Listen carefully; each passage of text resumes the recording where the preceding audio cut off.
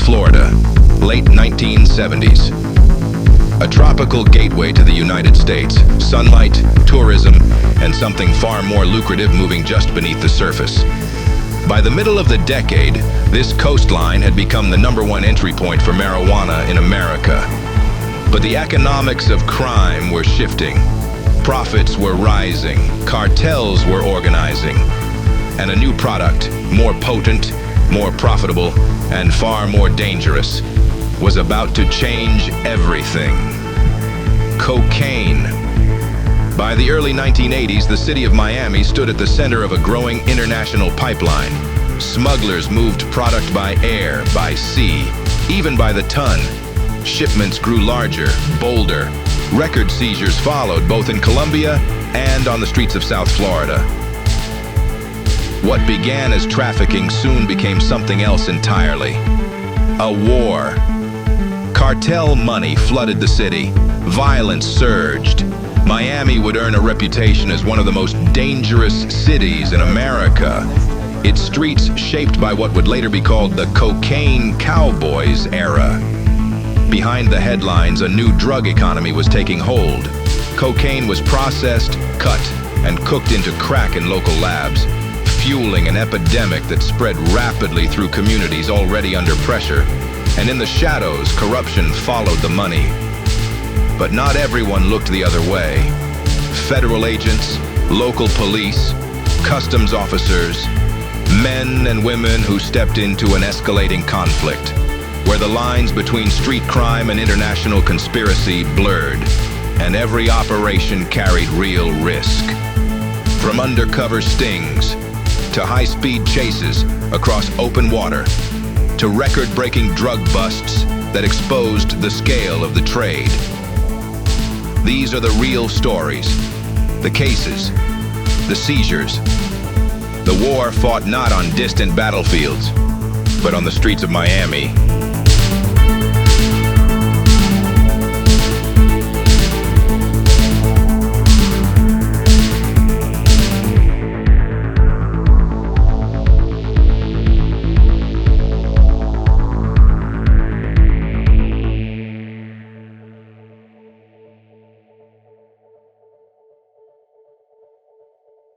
Inside, they found 2 Colombians still bleeding from their injuries, a third man asleep in the bedroom with a .32 caliber automatic and silencer under his mattress, and $500,000 in cash. A noise from the bathroom revealed a Colombian woman who was turned over to immigration as an illegal alien. A search for passports turned up 2 attaché cases and a suitcase full of cash. A small quantity of hashish, empty plastic bags with cocaine residue still clinging to them, a scale, a pile of Puerto Rican lottery tickets and Colombian currency, and a .357 Magnum. Have you ever had anything like this happen here before? Not in the quantity of money, no. While detectives were searching the apartment, a 4th man, Vicente Mora, a Cuban who lives in North Miami Beach, walked in. Police arrested him when he lifted $1,500 from the coffee table where the money was stacked. Mora was charged with grand theft. The 2 accident victims, Norberto Murillo and Javier Albalayez, were each charged with 1 count of possession of cocaine and hashish. 27-year-old Abraham Nachman, an Israeli from Los Angeles found sleeping in the bedroom, was charged with 2 counts of possession. So far, no one has claimed the bulk of the money, and police are searching for another Colombian whose passport was found with the money. More than 50 federal agents involved in the pre-dawn sweep, 20 people indicted in all, charged with smuggling 6 tons of marijuana into South Florida since 1979. The means of transportation was by small aircraft into the country. From where and how often? From the island of Jamaica, and as I said, the indictment mentions about 15 loads of marijuana brought in. 6 men were arrested in Homestead, where agents say the ring was centered. The group was allegedly headed up by 42-year-old Stanford Champion. Champion is charged with 34 counts of smuggling and distribution of marijuana. Champion is a former police officer here in Homestead who retired more than 10 years ago to open up a security firm. Most recently, he ran the flea market here on US 1 in South Dade. Although the group flew only 15 loads over 5 years, FBI agents say the arrest will make a dent in the South Florida drug trade. In terms of the 20 people that we've indicted in this case, I think that's a significant amount. All of those in custody will be arraigned this afternoon, with bonds set at up to $500,000. Champion faces over 300 years in prison and fines totaling over $1 million. This has been a record-setting year for the Organized Crime Division of the Broward County Sheriff's Department. Agents made more drug seizures in 1979 than any other time before, and the year's not over yet. As of the end of last month, OCB had seized over 121,000 pounds of marijuana, nearly 2,000 pounds of hashish, and almost 400 pounds of cocaine. Smuggling. It's not just a job, it's an adventure. www.vehiculeshop.com. Premium cotton hoodies and tees. www.vehiculeshop.com. Smuggling. It's not just a job, it's an adventure. In making the arrests, 5 boats were seized, 7 aircraft, 30 vehicles, and 71 weapons. This is the harvest time on marijuana plantations in Colombia, the time more drugs are smuggled into this country than any other season. OCB Commander Nick Navarro expects an increase in the amount of smuggling into South Florida. Information that we have been receiving indicates that this year might be a bumper crop down there. We are bracing for a very busy season coming up. We will continue to exercise selective enforcement like we have been doing, and only going for the high-level traffickers and smugglers. And this is the only way we can be effective in the narcotic situation. Navarro expects most of the marijuana to be smuggled in from motherships anchored in international waters. He thinks the amount of drugs being smuggled into South Florida will continue to increase until the Colombian government curtails the amount of marijuana being exported. At midday on November the 7th, we were riding with Trooper Andy Silva, going north on the turnpike about 3 miles beyond 836. Up ahead, a cream-colored car began lurching suspiciously across the highway. Trooper Silva investigated.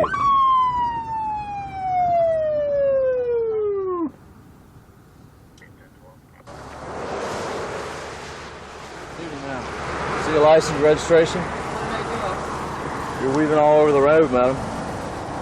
Okay, why don't you step out of the vehicle? Because the lady didn't check out to be the car owner as claimed and clearly appeared to be driving under the influence of something, Trooper Silva had full cause to believe that automobile needed to be carefully searched. In short order, Trooper Dick Chapman arrived on the scene with his specially trained assistant, Abby. In the past 6 months, Abby, who'll soon have 10 canine colleagues, has herself sniffed out on the highway some $4 million in drugs. You've been arrested for possession of controlled substance. You have the right to remain silent. Anything you say you can will be used against you in the court of law. The Florida Department of Highway Safety and Motor Vehicles hopes that by unveiling the progress and potentials of trooper efforts to combat drug traffic, it might help call attention to the serious underfunding of the Highway Patrol. Kentucky spends twice as much as we do on their highway patrol. If we had their budget, per capita that is, with our 10 million population in Florida, it would make a sizable difference in the number of troopers we're able to put on the highway, both for drug interdiction and other duties. While we couldn't get anybody to argue against the cost efficiency of increasing the salaries in one of Florida's lowest paid law enforcement organizations, we finally wanted to hear from those who work in drug abuse prevention, their view of drug interdiction program. We've seen in the last few years a marked increase on the federal as well as other levels of enforcement efforts in the war on drugs. And at the same time, we've seen increasing supplies, higher purity of drugs, and lowest prices ever. For the past 9 months, January through September 1984, Dade County troopers have made 157 drug-related arrests. And this accounts for most of the estimated street value of nearly $220 million in drugs seized then by the entire Florida Highway Patrol. All members of this Troop E, patrolling Dade and Monroe counties, and those of 9 other troops throughout the state, will have soon completed a special 14-hour search and seizure school in Tallahassee. This new training, begun last fall, is part of the Highway Patrol's still now almost secretive, certainly unique, drug interdiction program. In fact, each troop already has in the act an unmarked reconnaissance airplane. We we've been trained by the Florida Department of Criminal Law Enforcement in searching for marijuana from the air.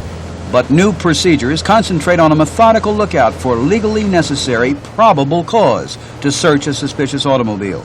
Speeding violations easily clocked by airborne trooper Barry Adrians and relayed to a waiting enforcer below enable the patrol to talk with and more closely observe an increased number of highway drivers.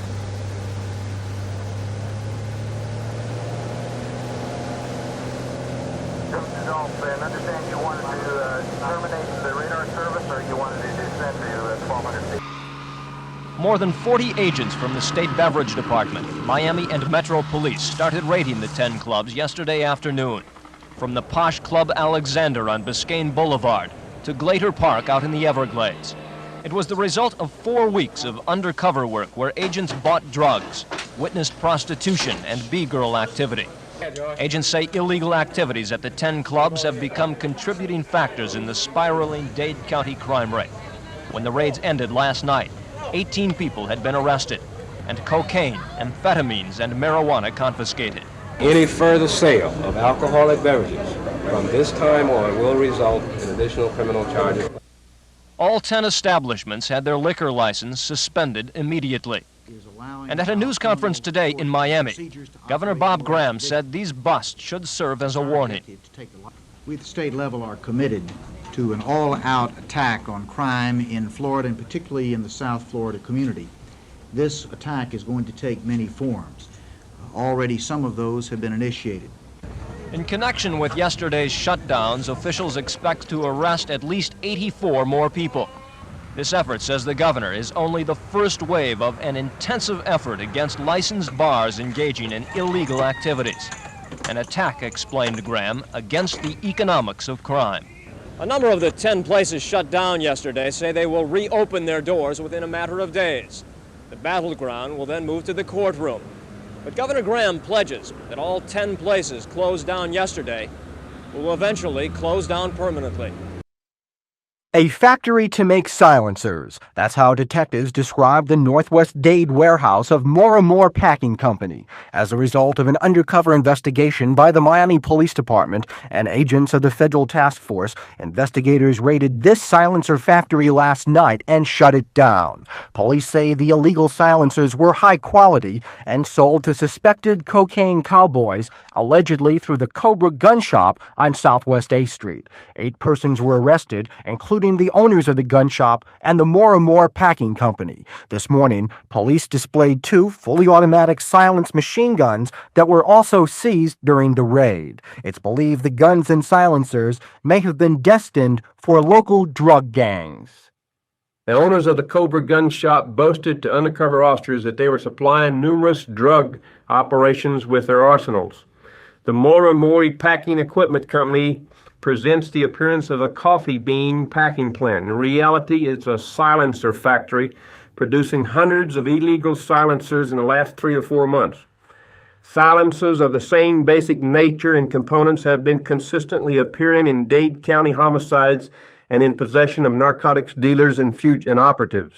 Detectives here say they should be able to develop significant information as a result of this case that could lead them to solving a number of drug-related homicides in both the city of Miami and Dade County. This cocaine lab was uncovered last week by federal drug enforcement agents in South Dade. It was the 3rd seized in the area in the past year, in what agents say is an alarming increase in drug laboratories. Since the investigation last week, which ended up with several arrests in a cocaine lab, we've had a lot of intelligence phone calls from anonymous callers, and we have been able to pinpoint what we think are 5 active working cocaine labs here in the southern Florida area right now. In the labs, coke base is converted to cocaine hydrochloride, or street coke. The process is normally done in Colombia or Bolivia, where the coke originates, but smugglers are now finding it more attractive to do it here. 1, because they save money, and 2, the base can be smuggled easier. Cocaine hydrochloride has got a distinctive odor to it, and that's what the dogs are trained to alert on, the smell of marijuana, the smell of cocaine hydrochloride. and your cocaine base doesn't have this odor that they're looking for. In other words, a detector dog could almost pass right over it. Agents say a kilo of base costing around $1,000 can be converted to 1.1 kilos of street coke in about 12 hours, and that relatively small investment could yield up to $800,000 on the streets. So once again, the drug smuggler is attempting another avenue to try and outsmart the narcotics agent. And some fear this recent increase in cocaine laboratories in South Florida may mean that Florida will replace Colombia in the manufacture of street cocaine. What you're about to see is 92% pure cocaine, the kind that's smuggled into Florida just about every day. One of the highest priced illicit drugs that's now taking a dramatic drop in price. In 1981, the street value of a kilo of coke in Miami was in the $60,000 range. A year later, it dropped to $50,000. This year, Drug Enforcement Administration officials put the tab at around $40,000, a 33% drop in just 2 years. The reasoning behind the move is relatively simple. As in any business, the law of supply and demand rules. When supplies are low, the prices are high. And when the prices are low, you know the supplies should be abundant. It appears that there is a plentiful supply of cocaine available. In Miami or just all over? In Miami and in other parts of the United States where before they've never had a cocaine-type problem. But the fact is, seizures of cocaine in the past year hit record levels, including this 1,000 pounds at the airport 2 months ago. And DEA chemists like Ralph Cottrell have been so busy lately, the agency had to purchase a $200,000 computer to help. In the last 2 or 3 years, we have been seeing an increasing number of cases that were over 100 pounds. In this fiscal year, the last nine months now, we have had 17 cases that were submitted that were over 100 pounds. So why is the supply so high? Again, DEA officials like Jack Lloyd say many former marijuana growers in Latin America are now turning to cocaine. With cocaine, you can bring large amounts of cocaine in airplanes where you have to utilize ships and so forth to get large amounts of marijuana. So it's a lot easier to smuggle cocaine than it would be marijuana. This change in smuggling is also taking its toll on DEA and other law enforcement agencies, which now have to implement new means of attack to combat what appears to be low prices and high supply of cocaine. Nearly 20 Miami residents were arrested during early morning raids by federal agents. 57 individuals were indicted in Europe, Latin America, and the United States. Investigators say the ring was responsible for importing 54 tons of Quaaludes, a popular depressant used by the drug culture. That amount is equal to 128 million tablets, with an estimated street value of $500 million. The way the pills were smuggled sounds like a trip around the world. Agents say the powder was manufactured in West Germany by Karl Peter Besch, who was also arrested. From that country, the drugs would move to Austria, then to either Spain, Panama, or the Bahamas. From there, the smugglers would move it to Canada for easy passage to South Florida. My perception of it was, like any other drugs, these traffickers, the movers of drugs, tend to change their routes, their methods. And to me, this was their normal changing of their patterns, so they wouldn't set up a profile. Agents first caught on to the ring 2 years ago after busting a Quaalude factory in South Dade. Equipment there was able to produce 16 pills every 1.5 seconds. Those pills were confiscated by federal agents, along with thousands of pounds of powder in the ensuing months. In fact, so much made its way into the hands of the DEA and the FBI that the market for Quaaludes has nearly dried up. I'd say it's a tremendous dent because just by virtue of what you don't find on the streets anymore. We haven't seized any, purchased any for months. Agents say what little is on the streets is going at an inflated price. Supply and demand is pushing prices for pills up more than 500%. Neighbors say it was like a scene from Miami Vice. Police were looking for Isaac Hicks, who's charged with running the black community's biggest illegal drug business. They raided his secluded North Dade mansion with guns blazing, surprising Hicks' wife and kids. I walked in shooting almost my 3-year-old baby. The dog. Kill all the dogs? They kill a dog. I got 6 kids. They ain't no headquarters or nothing. You see that outfit over there? We got a construction company and a lawn service. But Metro organized crime detectives found 2 pounds of pure cocaine in one of the luxury cars parked in front. The cars registered to Hicks. Isaac Hicks is well known in this community. In addition to the house on the corner, he also owns the property across the street and another house down the block. A neighbor, who's afraid to be identified, says the Hicks driveway is used around the clock. This street became like a highway, especially at night. Especially at night. Every 2-3 minutes, there is a car passing by. But Hicks' lawyer says the police have no case. They've arrested his brothers, they've arrested his workers, they've arrested people and released them without charging them with anything. All of this is in an effort to harass the man. Over the past 2 years, we have been concentrating on drug supermarkets in the black community. And as a part of that investigation, the trail very often led back to Isaac Hicks. But so far, detectives haven't been able to find him. Bail's already set at $5 million. Deputy Key West Police Chief Raymond Casamayor heads the list of 22 people here indicted for racketeering, conspiracy, and drug dealing. Included were 2 other high-ranking members of the department, Detective Sergeant Carol Key and Lieutenant Russell Barker. Casamayor is still at large this morning. 10 others have been arrested so far. The indictment charges the members of the department with protecting drug-dealing operations in return for money, property, and cocaine. Casamayor himself is charged with 12 counts of possession of drugs, most as payment for allowing traffickers to use Key West as a drop-off point. In addition, he collected sums of $40,000, $17,000, and $5,000 on 3 separate occasions to allegedly allow traffickers to be set free. At one point, the indictment states Casamayor said he was fed up with people doing things in Key West without paying him. The indictment comes as no surprise here. For the past 10 years, Casamayor has been investigated by various law enforcement agencies. The indictments were handed down this morning. Casamayor has not been arrested as yet. Police are out searching. Meanwhile, on Florida's southwest coast this morning in Everglades City and Naples, another drug bust. And here's Nick Bogert with that story. This is Nick Bogert in southwest Florida. DEA agents and Collier County deputies were all over Everglades City as dawn broke this morning, almost a year after Operation Everglades' first phase, which had netted about 40 arrests here. To the south, a roadblock was set up to seal off the island of Chokoloskee. In all, police were seeking 34 people, about half of those in Everglades City and Chokoloskee. But arrests were slow in coming. Some townspeople said word of this bust had reached the town a couple of days ago. But by late morning, almost half the 40 people indicted had been found. Agents had seized several boats they claim were used to smuggle marijuana, as well as a couple of airplanes and other property. Officials say they've seized $250 million worth of marijuana as a result of Phases 1 and 2 of Operation Everglades. And while they concede the smuggling business is well entrenched in this area, they say they'll continue to apply the heat in hopes of curbing it. The Drug Enforcement Administration wrapped up the operation by masquerading as a big-time drug wholesaler.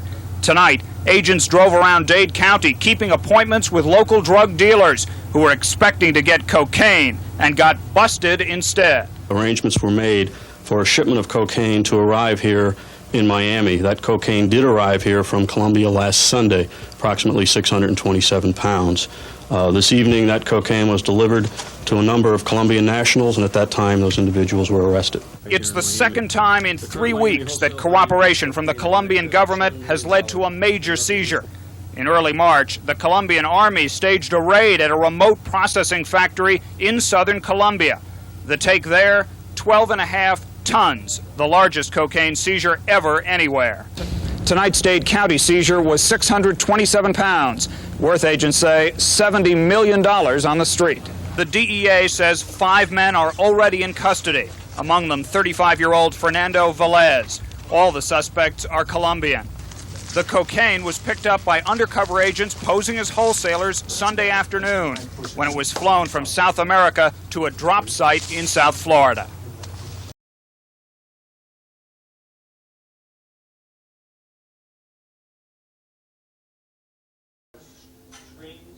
Stud Brown, if that's his real name, was in the wrong place at the wrong time. He told Miami police he was just visiting friends in this apartment that happens to be a well-organized cocaine freebasing operation. Inside, police found a large quantity of coke, a freebasing price list, freebasing utensils lined up like so many bowling balls for rent, and 3 people freebasing.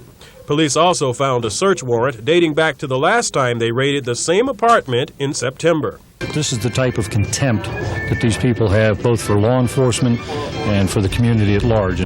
A 25-member street drug unit has been organized by Miami Police Chief Clarence Dixon to do something about that contempt. He was given a mandate by the City Commission to do just that, and the program began Monday. Obviously, we're not going to stop all drugs in the city of Miami. We're looking at curbing the drug distribution that's occurring in the neighborhoods. Police say the key to their success is the citizen with information calling a street drug sales hotline number. Police will make undercover drug buys and raid a number of different locations every day. The program will be evaluated after a month of operation. Police say that since the new drug hotline number was published, citizens have been calling with information about drug sales in their neighborhood, and police say that's the best way to make sure these arrests continue. The red chemical turns blue when the powder hits it, and agents say their dockside test confirms they got a ton of cocaine from the 32-foot Bertram speedboat last night, worth $31 million wholesale, a cool $1 billion on the street. By day, boats flocked to Alligator Light, but at 1 a.m., agents thought things were a little too busy and decided to investigate. When the blue lights on the customs boats began flashing, the speedboat fled to the east, dumping duffels as it went. You can see how wet some of those duffel bags still are. When all the bags had been tossed overboard, the fleeing boat turned on its pursuer. They attempted to ram our boat a number of times. At that point, we shot into the boat to try to stop the boat. You were not shooting at them then, but the boat? We were not. No, we were not attempting to injure the crew members. We were attempting to stop the boat. But even bullets did not stop the boat right away. Customs agents estimate they fired 15 rounds during the 15-minute chase. 3 men, 2 from Miami Beach, 1 from Pompano, said to be Mariel refugees, were arrested. They never fired back and were not armed, but they'll be charged with attempted murder and assaulting federal officers for their ramming attempt. Drug agents hope there will be more arrests, that they'll catch crewmen from some of the boats that were rendezvousing with the Bertram last night. And they are not sure they were able to round up all the drug-filled duffels from the drink, so some of the snorkelers off Alligator Light could be in for a floating surprise. Off Marathon, Nick Bogert, News 4. Good evening. A drug bust was underway late this afternoon on Miami Beach, but it somehow went sour. Suddenly, Doral Hotel guests were shocked by the sound of a shootout. In a matter of minutes, 4 Miami Beach police officers were hit, and 1 suspect, shown here, was wounded as well. All were taken to Mount Sinai Hospital, which is where News 4's David Goldstein is standing by right now. He's ready with a live update, not only on the officers' conditions, but details on the events that put them in the hospital. David? John, right now there are 2 officers hospitalized here at Mount Sinai, Detective James Mayle and Officer Joe White. Both tonight in stable condition. Doctors say both will fully recover from their wounds. 2 other officers who were injured in the shootout miraculously walked out of the hospital just about an hour after they walked in. They are at home tonight recovering with their loved ones. That includes Sergeant Mike Lowe. We believe this is at least the second time he has been injured in the line of duty in the last few years. All of the officers tonight must feel very fortunate. Reassuring words from one officer, an oxygen mask for another. That was the scene outside Mount Sinai's emergency room as friends and family members waited for word and then thankful that all would be fine. At the Doral, the steps of the posh oceanfront hotel were scattered with blood. Just moments before, undercover police were negotiating a drug deal in an 11th floor room. Something went wrong. Shots rang out. 2 officers were wounded inside the room. 2 others believed shot in the hallway. 1 bullet entered Detective James Mayle's head. He has a contusion to the temporal lobe of his brain, and his CAT scan shows that he has a injury there, but it doesn't look to be too serious. Police shot back, injured 1 suspect. Another was arrested without injury. Lab technicians found a black Cadillac in front of the hotel, believed to be used by at least one of the men. And police now say that 2 of those suspects have been shot. 3 others are under arrest tonight. So we have 2 suspects shot, 3 under arrest. That brings to 5 in all in that drug deal. Police say there may be 1 or 2 others involved. They are out looking for them tonight. John? I said it, you said it, David. Something went wrong. Specifically what? Well, as they're piecing it together right now, it looks like it was what's called a reverse sting. Undercover police officers posing as drug dealers going in there to try and sell the narcotics to the other drug dealers inside the hotel. It looks like it was a ripoff from the start, people are saying. It looks like those people inside the hotel room never meant to buy any of the drugs, just to pull the guns out and rip them off. Peter and Jill, when you see the pictures, you're going to think of Howard Hughes, but the mystery man today is Steve Rudell. Lived right here on Hollywood Boulevard, right in that building, just blocks away from the Hollywood Police Department. And the police say right upstairs on the 5th floor of this building, Rudell has been processing cocaine for years. They finally got the evidence to go in and do something about that. But the problem is what to do. The building is barricaded on the ground floor. They couldn't get in. They couldn't go in from the sides. They finally decided the only way to get in and serve the search warrant on Rudell, go in from the top. It was 6:50 a.m. when the first chopper made the move to go. 35 seconds later, 8 members of the Hollywood SWAT team had jumped out, rappelled off the roof to Rudell's 5th floor balcony, and busted down his door.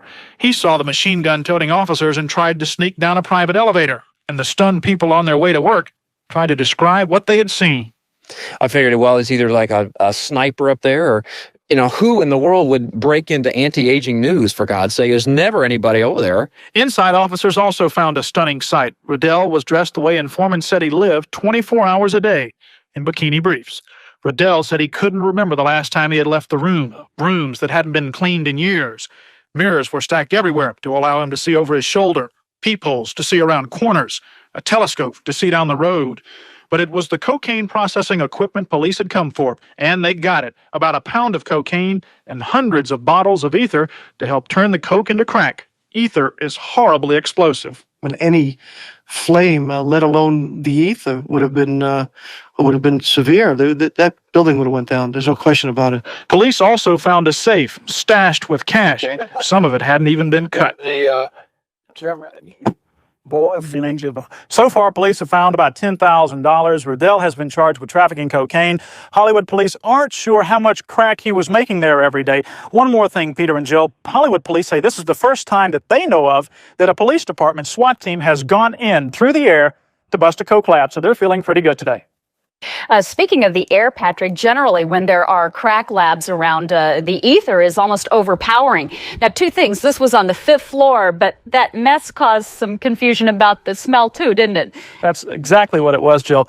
Being on the 5th floor, that's why the people down here didn't smell it. When I went upstairs earlier, though, I expected to smell the ether. The conditions there were so bad, the crud on the floor so thick, you couldn't even smell the ether, and that's pretty hard to drown out. Thanks, Patrick. This has to be one of the most bizarre cases like this we've ever seen. It'll always say. Even the arresting agents didn't realize right away that one of the people they just arrested was a celebrity of sorts, Palm Beach Grand Prix promoter Lloyd Frink. These men and women were all Americans said to be involved with the infamous Medellin cocaine cartel of Colombia.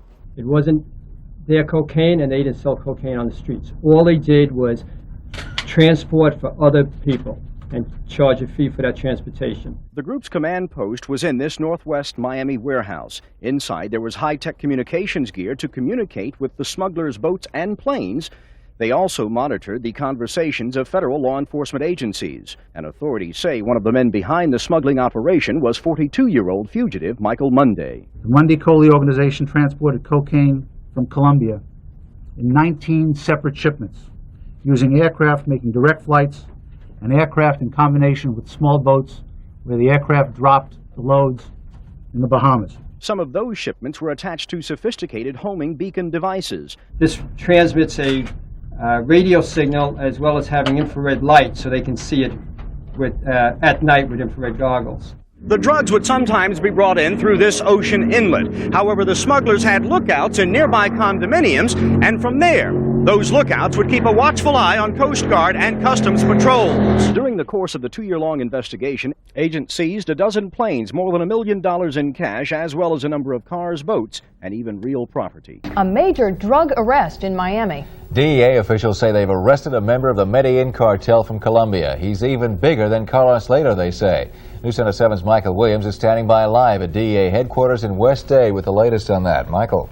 The name of the man is Benjamin Herrera. He is 43 or 46 years old, depending on what date of birth you believe.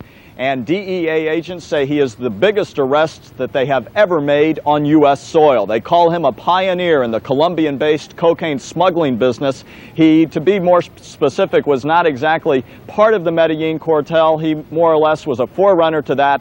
His efforts helped spawn that cartel, and he is, in fact, a real biggie, and it's a real coup for the DEA. Now, for someone who is so infamous, he was arrested in a rather pedestrian way at a traffic stop in Davie today. This is a picture of Benjamin Herrera late this afternoon as he was walked to a car under heavy security here at DEA headquarters for a trip to the Federal Correctional Facility in South Dade, where he'll stay overnight. There'll be a hearing in the morning. Herrera, according to authorities, has been smuggling up to 500 kilos of cocaine a week into the U.S. for the past many years. And this is the man who they accuse of harboring the fugitive, Raul Santiago. He lives in Miami Lakes, and DEA agents say that when Herrera came into the country 6 weeks ago, this man put him up in his home, and so he too is under arrest tonight. Now, I'm here live with Jack Cook, DEA spokesman, and I understand that he is specifically, Herrera I'm talking about, is specifically wanted for a Las Vegas indictment. What is that all about? Mr. Herrera was responsible for importing 86 kilograms of cocaine in January of '85 that found its way to Las Vegas. Agents of the Drug Enforcement Administration here in Miami were involved in that investigation, and that was an offshoot of our Turks and Caicos investigation, which led to the arrest of the Prime Minister of the Turks and Caicos. So eventually he will be extradited to Las Vegas. Most definitely. The evidence will be put on in court here in the next several days, and he will be removed to Las Vegas to stand trial. Briefly, this has been some year for you all. The Medellin cartel, Carlos later on trial in Jacksonville, Jorge Ochoa under arrest in Colombia, now this man who you call a pioneer in the drug trafficking trade. What's it do, if anything, to cut down on the drug trade?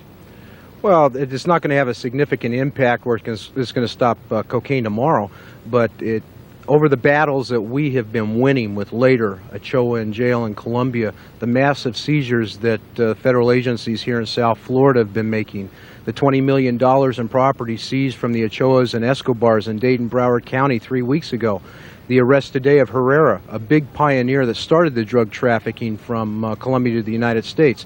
These are small battles that eventually are going to win this war. Jack Cook, DEA spokesman, thank you very much for your time. Again, a banner year for the DEA, and capped off today with the arrest of Benjamin Herrera. Michael Williams, News Center 7, reporting live from DEA headquarters in West Dade. 6 men are in federal custody this afternoon, arrested in what officials are calling the biggest bust of a domestic drug ring in Miami history. News Center 7's Jill Beach is standing by live in downtown Miami with the story. Jill. Peter, just about 45 minutes ago, the U.S. Attorney's Office here in downtown Miami held a news conference to begin releasing some details in what is proving to be a very, very complex case. The name of the organization and the investigation is being called Operation Cobra. And the reason they're calling it Operation Cobra is because one of the principal suspects in this case owned and operated an exotic pet store. Early this morning, the FBI began rounding up the 6 suspects. You can see them being brought into FBI headquarters in Northwest Dade in handcuffs. According to the multi-agencies who were involved in the Operation Cobra, they're talking about some very, very tough characters. There was a lot of force and violence used in this primarily marijuana smuggling operation. The enterprise operated from 1976 until as late as November of 1986. And there were some very, very ugly incidents, including the murder, a very, very violent murder of a drug informant back in 1980. His name was Larry Nash, and he was evidently mutilated and murdered with a chainsaw by the members of this gang. Also, some of the money and narcotics were laundered and funneled and sold through a jewelry store in Miami. Miami police detectives actually stumbled on this case by accident back in 1985. 2 detectives were investigating a totally unrelated case when they discovered the characters who were part of this case. What we can tell you right now also is that some Miami police officers were involved in some way, shape, or form, but the U.S. Attorney's Office is not saying how. It was a multi-agency investigation, including DEA, ATF, FBI, the U.S. Marshal's Office, and Miami Police, as well as several other agencies.